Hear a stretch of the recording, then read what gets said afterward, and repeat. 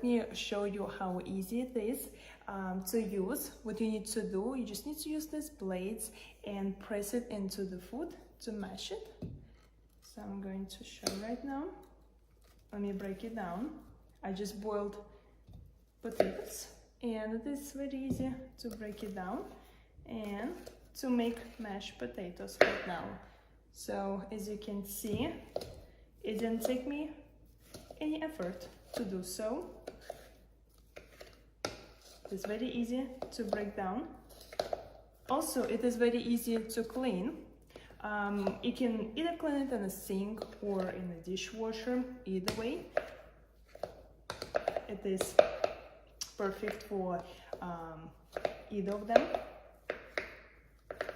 And here it is.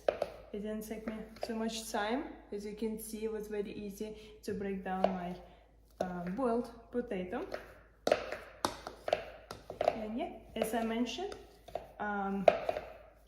it is made of nylon material, so again, very easy to clean.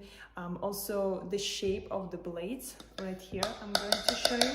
It goes under this particular angle, so it is very useful if you need to like scrape the sides as well and bring the food to the center to mash it a little bit more.